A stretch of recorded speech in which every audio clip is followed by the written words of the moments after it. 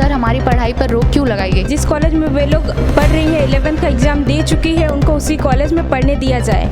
Teacher ही नहीं आते college के, इसलिए आंदोलन कर रहे हैं कि इनका भविष्य जो है अंधकार में है। ये सिर्फ विरोध नहीं, ये संघर्ष है झारखंड की उन बेटियों का जो पायल की जगह पेन पकड़ना चाहती है, जो आज सड़कों पर है, क्योंकि कल उनके कॉलेज छीन लिए जाएंगे।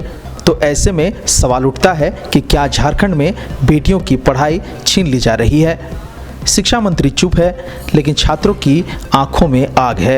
इंटर कॉलेज की 12वीं की पढ़ाई को अचानक सरकारी स्कूलों में शिफ्ट करने का फैसला, वो भी बिना किसी इंतज़ाम के।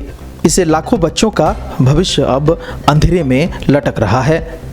इससे छात्रों में भारी आक्रोश है, लाखों छात्र सड़कों पर है और इंटरमीडिएट संघर्ष समिति के बैनर तले 15 जुलाई से पूरे झारखंड में आंदोलन शुरू करने का निर्णय लिया गया है। सवाल सिर्फ इतना है, आखिर ये शिक्षा छीनने का फैसला क्यों? और अब बेटियां जाएं तो कहां जाएं?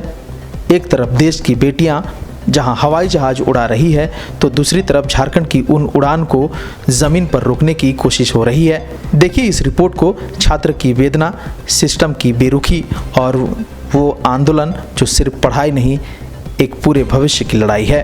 टीचर नहीं आता है? नहीं, इंटर के टीचर आते ही नहीं है। तो टीचर नहीं आता तो आप लोग क्लास बंद रहता है। हम लोग क्लास उधर जहाँ जिधर होता है ना उधर बंद रहता है। तो आप किस ईयर में हो आप? हम तो अभी 11th पास आउट हुए हैं। तो 11th का एग्ज़ाम सुचारू रूप से हुआ? हाँ, लेकिन 12th के एग्ज़ाम के लिए अभी कोई पढ़ाई शुरू नहीं? कोई पढ़ाई सुनी नहीं हुआ है। ये टीचर लोग को पूछने से बोलते बाबू कुछ नहीं होगा, तुम लोग का यही होगा, लेकिन वो लोग कुछ करा ही नहीं रहे हैं। वो लोग बोल रहे ऊपर से जब आदेश आएगा उसके बाद हम लोग शुरू करेंगे। मेरा नाम अर्पिता है, मैं वुमेंस कॉलेज में पढ़ती हूँ। कौन से ईयर में हैं आप? मैं अभी 11th पास आउट हूँ, मतलब 12th। तो आप इंटर का इस बार एग्ज़ाम देंगे?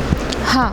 तो क्या कठिनाई है आपके साथ? हमारे कॉलेज में हमें ये कह दिया गया है कि अब से 12th की पढ़ाई नहीं होगी, हमारा नामांकन नहीं हो रहा है 12th में, और 21 जून को हमारा सेशन स्टार्ट हो जाना चाहिए था, पर नहीं हो रहा है, जिसके लिए हम लोग लगातार आंदोलन कर रहे हैं। 12 जून को ये न्यूज़ आया कि इंटरमीडिएट की पढ़ाई सारे कॉलेजेस में बंद हो जाएगी, ठीक है, और इसलिए हम लोगों ने सबसे बात की, सबके साथ मतलब ग्रुप बनाया। फिर 24 जून को हमने हमारा पहला आंदोलन किया डीसी ऑफिस के बाहर, और उस दिन हमें ये कह दिया गया कि डीसी कुछ नहीं कर सकते हैं। सरकार से यही कहना है कि अभी जो स्टूडेंट्स 12th में पढ़ रहे हैं, इनको जो है उसी कॉलेज में, जिस कॉलेज में वे लोग पढ़ रही है 11th का एग्ज़ाम दे चुकी है, उनको उसी कॉलेज में पढ़ने दिया जाए। स्कूल्स में जो जहाँ पे शिफ्टिंग करने का बात हो रहा है, वहाँ ना आपका कोई आधारभूत सुविधा नहीं है, इंफ्रास्ट्रक्चर। हाँ, इंफ्रास्ट्रक्चर नहीं है। तो ऐसे में बच्चे वहाँ कैसे सिर्फ जो है मतलब उनको सिर्फ शिफ्ट किया जाएगा, ठीक है, वे ना ही क्लास में बैठ सकते हैं, ना ही लैब है और ना ही टीचर्स है। तो फिर शिफ्टिंग क्यों? सिर्फ 6 या 7 महीना के लिए। अभी जो इंटर का एग्ज़ाम है, हम लोग देखते हैं कि मैट्रिक का बोर्ड हो चाहे इंटर का बोर्ड हो, उसको जो है हम लोग इम्पोर्टेंस देते हैं। गार्जियन हो चाहे स्टूडेंट हो, वो साल भर तैयारी करते हैं ये सोच के कि मुझे जो है इस साल बोर्ड का एग्ज़ाम देना है। लेकिन आप देख रहे हैं कि यहाँ जो है इनका बोर्ड अभी सामने है, और इससे पहले जो है स्टूडेंट्स को आंदोलन करना पड़ रहा है मजबूरीवश में। हमने शिक्षा मंत्री से बात करने की कोशिश की, पर शिक्षा मंत्री जो थे हमारा क्वेश्चन का जवाब नहीं देना चाहते थे। हमने उनसे आंख से आंख मिलाकर बात किया, पर सर ने कहा कि ठीक है हम लोग करते हैं। जब हमने पूछा कि सर हमारी पढ़ाई पर रोक क्यों लगाई गई, किसने कहा? नहीं, ऐसा कुछ भी नहीं है, तुम लोग का पढ़ाई हम लोग देखेंगे। जब हमने उनसे सवाल किया तो वो हमारा जवाब नहीं देना चाहते थे। आपको बताऊं कि ये वही लड़की है जो एक वीडियो बहुत ज़्यादा तेज़ी से वायरल हो रहा था, जो शिक्षा मंत्री से सीधे गाड़ी के सामने एकदम सामने आकर के वो बात करने की कोशिश कर रही थी, लेकिन शिक्षा मंत्री जो है कि उनको आश्वासन दे करके और फिर सुरक्षा के साथ गाड़ी में बैठ जाते हैं। विगत 12 जून को राज्यपाल की ओर से एक आदेश जारी होता है, जिसमें कहा जाता है कि जो इंटरमीडिएट की पढ़ाई है जो 12वीं कक्षा के छात्र हैं उनका पढ़ाई कॉलेजों में नहीं होगा। साथ में जो 11th का जो नामांकन होना है, लेकिन इतने सारे विद्यार्थी पास किए हैं लेकिन उसका भी कुछ व्यवस्था नहीं है। झारखंड में जो अपग्रेड स्कूल है उसकी संख्या उतनी नहीं है, ठीक है। इसके साथ साथ हम लोग देख रहे हैं कि विद्यार्थी लगातार सड़क पर हैं और इसलिए आंदोलन कर रहे हैं कि इनका भविष्य जो है अंधकार में है। लेकिन हम लोग ये समिति के माध्यम से मांग करते हैं कि जो छात्र हैं, जो लोग पढ़ाई कर रहे हैं अभी, लेकिन इनका अगर रिजल्ट ख़राब होता है तो जिम्मेदार कौन होंगे? राज्य के शिक्षा मंत्री होंगे, राज्य के मुख्यमंत्री होंगे।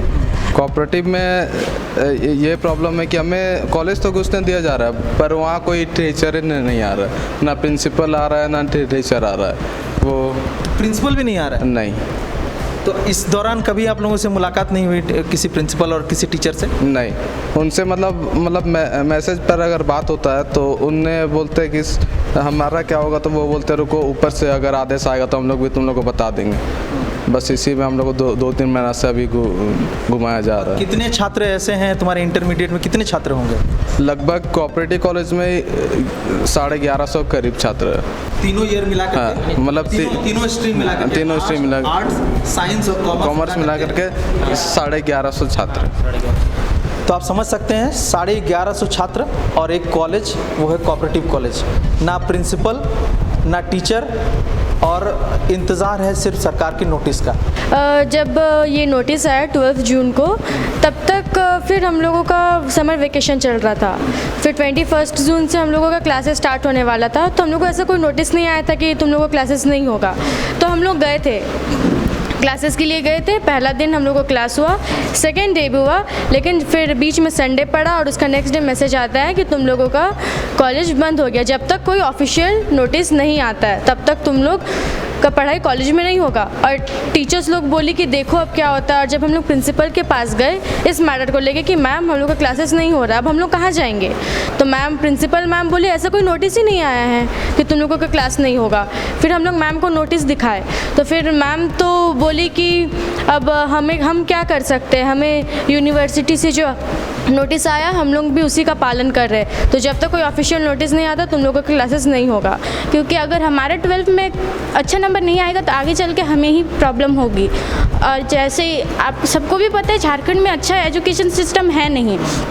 जो कॉलेज भी हमें पढ़ा रही है वहाँ से भी अगर हमें बाहर कर दिया जाएगा तो सरकार से हमारा बस यही पूछना है कि अचानक से ये सब क्यों, और हमारे साथ जो गलत हो रहा है उसका मतलब की जिम्मेदारी कौन ले रहा है। ये जो आदेश आया है हम लोग इसका निंदा करते हैं कि इस बीच सत्र में जो छात्रों को लेकिन हटाया जा रहा है ये कहीं से भी सही नहीं है, ठीक है। साथ में हम लोग मांग करते हैं कि इनको कंटिन्यू करने दिया जाए और जो व्यवस्था है उसको पुनः बहाल करके तब इसको लागू किया जाए। काफ़ी आप समझ सकते हैं कि ये दुविधा वाली स्थिति में है कि किस तरह से ये इंटरमीडिएट पास करेंगे। इस समय मैट्रिक इन्होंने ऑलरेडी पास किया हुआ है, तो ना कॉलेज से कोई किसी तरह का नोटिस है, ना जिस तरह से आप देख रहे हैं ना सरकार की तरफ से किसी तरह का नोटिस है।